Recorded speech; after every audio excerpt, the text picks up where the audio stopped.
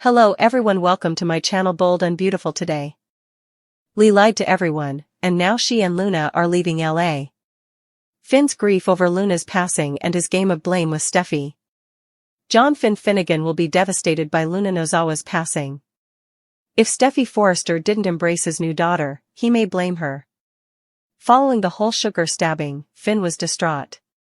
B&B fans will recall how devastated Finn was after the whole sugar stabbing incident. But in reality, Steffi killed Janet Sugar Weber.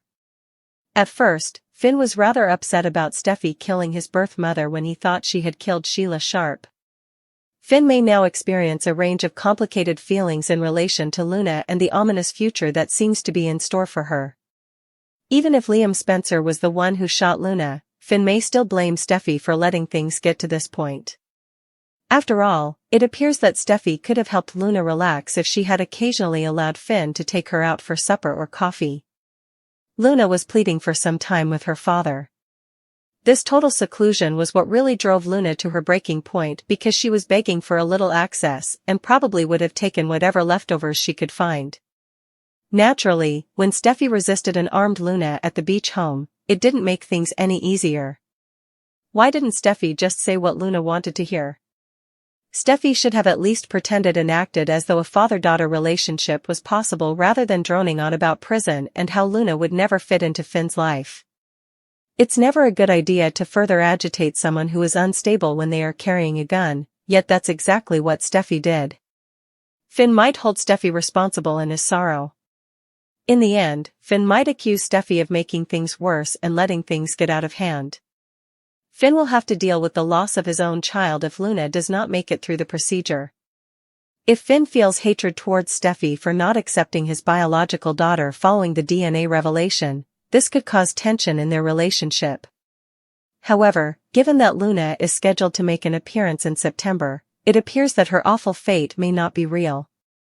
Lee Finnegan may be planning a deception, so we'll have to wait and see if she hides the fact that her grandchild has passed away from Finn. Luna's fading life support echoing the brutal cessation of a future he'd barely begun to grasp. News of Luna Nozawa's death, following the catastrophic gunshot wound inflicted by Liam Spencer in the chaos of the beach house confrontation, doesn't just land, it detonates within him, a psychic earthquake reducing the carefully constructed edifice of his life to jagged, unrecognizable rubble. This isn't just the tragic loss of a young woman. It is the violent severing of a nascent paternal bond, the annihilation of a daughter he only recently discovered, a connection fate dangled before him with cruel brevity before snatching it away in a hail of gunfire and desperation. And in the raw, immediate aftermath of this soul-crushing devastation, as he stands hollow-eyed before the cold reality of the morgue or the devastating silence replacing the life support's hum, a dangerous, corrosive emotion begins to crystallize amidst the blinding grief, a profound, visceral blame directed squarely at his wife, Steffi Forrester. The agonizing thought takes root, spreading like poison ivy through his shattered heart. Steffi could have prevented this. Steffi bears responsibility for pushing Luna over the edge. Steffi refused to embrace my daughter, and now she's gone. This conviction, born in the white-hot furnace of unimaginable loss, threatens to fracture their marriage along a fault line deeper and more dangerous than Sheila Carter ever managed, fueled by the haunting specter of history repeating itself in the cruelest way imaginable. Finn is no stranger to the soul-rending agony of perceived loss tied to Steffi's actions. The harrowing sugar incident remains a raw, unhealed scar tissue on his psyche. When he believed Steffi had killed Sheila Carter, the monstrous yet biologically undeniable architect of his existence, the conflict was excruciating. He was torn between loyalty to his wife, the savior who shielded him from Sheila's venom, and a primal, bewildering distress over the extinguishing of his birth mother's life, however twisted that life was. The revelation that it was Sugar, not Sheila, offered a macabre relief, but the emotional toll of believing Steffi had crossed that line, the sheer distress it caused him, proved that his connection to blood, however toxic, wielded a powerful, often irrational hold. Now, history delivers a devastating, inverted parallel, the actual loss of his biological child. Luna wasn't a manipulative psychopath, she was a vulnerable, yearning young woman, his own flesh and blood, desperate for the paternal connection Finn himself embodied. The complex emotions he grappled with regarding Sheila, a maelstrom of revulsion, obligation, and a fractured biological pull, are now amplified 1,000-fold and twisted into pure, unadulterated grief and fury over Luna. Where Sheila's potential death provoked conflicted distress, Luna's actual death unleashes a tsunami of paternal devastation, and Finn's traumatized mind instinctively seeks an anchor for this unbearable pain. Steffi, present and pivotal in the lead-up to the tragedy, becomes that anchor, the target for blame his grieving heart desperately needs to make sense of the senseless. From the moment the DNA test confirmed Luna was his daughter, Finn saw not just a biological fact, but a person, confused, hopeful, and profoundly needing acceptance. He recognized the fragility beneath Luna's determination. His attempts to build bridges were cautious but genuine, suggesting coffee, dinner, anything to foster a connection away from the pressures of the Forrester world and Steffi's palpable disapproval. Luna wasn't demanding instant integration into their nuclear family, she was begging for scraps of paternal recognition, whispering pleas for just a little access, seemingly willing to accept even the metaphorical leftovers of his time and attention. It was this perceived, complete exclusion, enforced and championed by Steffi, that Finn now replays in his mind with torturous clarity. He sees Steffi's unwavering stance not as protective loyalty, but as a cruel denial of his daughter's fundamental need, a systematic undermining of Luna's fragile sense of belonging. In his grief-stricken retrospect, every instance where Steffi shut down his attempts to connect with Luna becomes a brick in the wall that ultimately boxed Luna into a corner of despair. Finn's internal narrative solidifies: if Steffi had just allowed those small moments, if she hadn't made Luna feel like an unwelcome intruder, the pressure might have eased. Luna might have felt seen, valued, less desperate. That coffee could have been a pressure valve Steffi deliberately kept sealed. This perception of Steffi's culpability reaches its horrifying crescendo in Finn's relentless mental replay of the beach house standoff. He wasn't there, he only knows the aftermath, the gunshot, Luna's broken body. But the accounts, perhaps from Liam or the police, paint a picture that fuels his burgeoning blame. He fixates on Steffi facing an armed, emotionally shattered Luna. In his grief-distorted view, Steffi's actions weren't brave, they were recklessly provocative. Why didn't she just say what Luna needed to hear? The question screams in his mind. Instead of de-escalation, he perceives Steffi doubling down, talking of prison, declaring Luna could never be part of Finn's life, reinforcing the absolute exclusion Luna feared most. To Finn, drowning in loss, this wasn't principled defiance, it was pouring gasoline on a bonfire. The fundamental rule, never antagonize an unstable person holding a weapon, seems, in his tortured logic, to have been catastrophically ignored by Steffi. He replays hypothetical scenarios: if Steffi had offered even a sliver of false hope, a suggestion that maybe, with time and help, things could be different, perhaps Luna's finger wouldn't have tightened on the trigger in that moment of utter hopelessness. Perhaps Liam wouldn't have felt compelled to fire. Steffi's words, intended to protect her family and assert boundaries, now echo in Finn's mind as the verbal bullets that pushed Luna beyond the point of no return, making the actual bullet almost inevitable. Her refusal to bend, to offer even a deceptive lifeline of potential acceptance, becomes, in Finn's grief-fueled narrative, the catalyst that precipitated the final, fatal escalation. Therefore, as the reality of Luna's death sinks its claws into him, the loss of a daughter he never got to truly know, the extinguishing of her potential, the silencing of her pleas, Finn's grief finds its toxic outlet, blame directed at Steffi. He holds her responsible not for pulling the trigger, that burden falls on Liam, but for creating the conditions that led to Luna's desperate, armed confrontation. He blames her for the complete exclusion that fractured Luna's spirit, for denying the small kindnesses that might have eased her pain, and most damningly, for her confrontational stance during the standoff that, in his view, left Luna with no perceived way out but violence. "You pushed her," might become his agonized accusation, his voice raw with tears and fury. "She was begging for crumbs, Steffi, just a moment of my time, a hint that she might belong somewhere, and you slammed every door. You stood there and told her she could never be part of my life while she held that gun. Did you even try to calm her? Or were you just determined to prove your point?" This resentment is corrosive. It transforms Steffi's fierce protectiveness of their family unit into cold-hearted rejection. It recasts her understandable fear and distrust of Sheila's grandchild into an act of cruelty towards an innocent victim of circumstance. Finn's love for Steffi wars with this overwhelming sense of betrayal, the betrayal of his nascent paternal feelings, the betrayal of Luna's desperate need, and ultimately, the betrayal that led, in his grief-stricken mind, to his daughter's death. The foundation of their marriage, already tested by Sheila's shadow and the recent paternity bombshell, now cracks under the immense weight of this blame game fueled by inconsolable loss. Yet, hovering at the edges of this profound tragedy is a twist of soap opera irony, the potential that Luna's death is not real.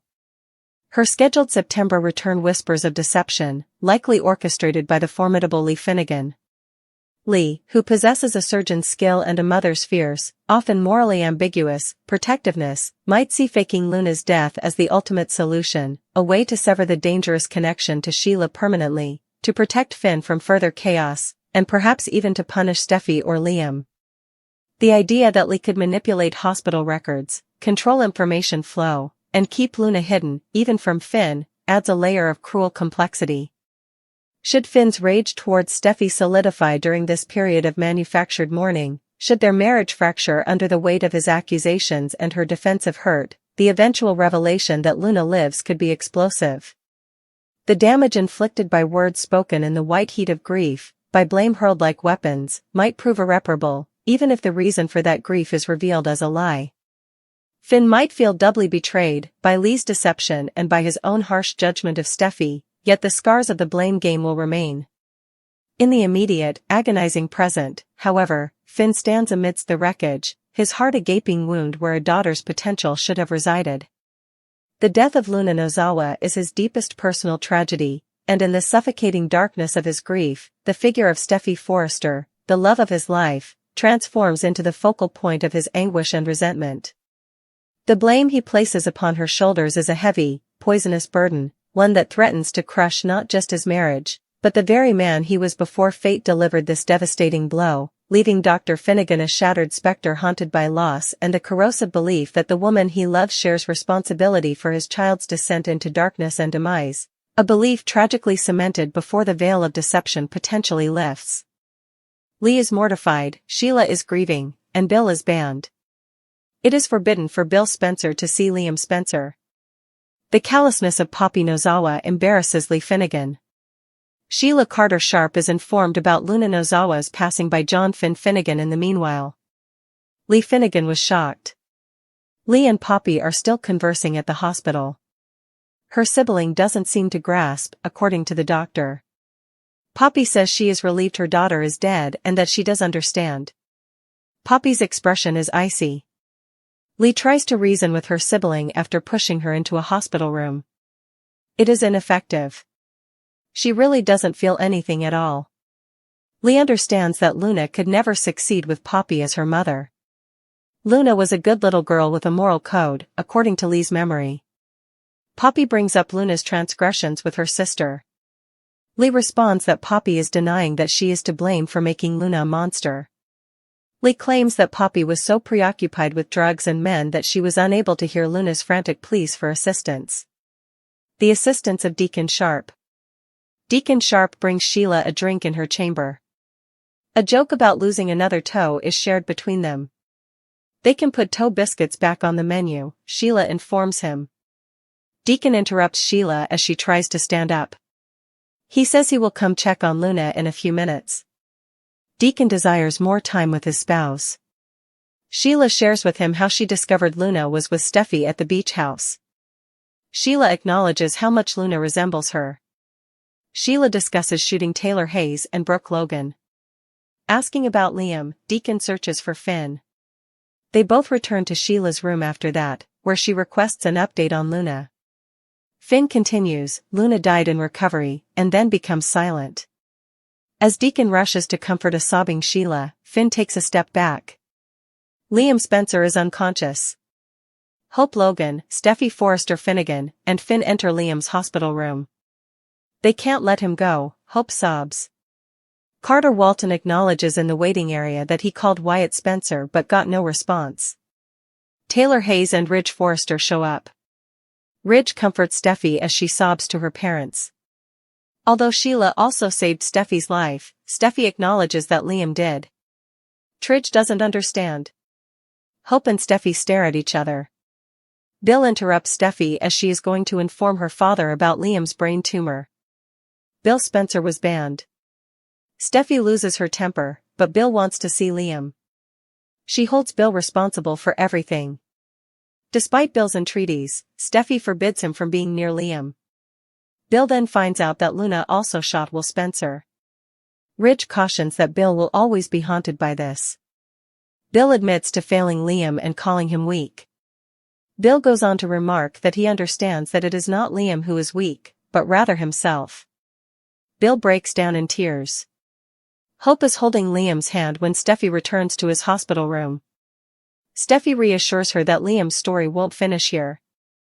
The fluorescent hum of the hospital corridors, usually a backdrop for anxious waiting and fragile hope, seemed to intensify into a judgmental glare as three distinct storms of human suffering raged simultaneously within its sterile walls, each a devastating consequence of intertwined choices, failures, and the chilling indifference that can fester in the human soul.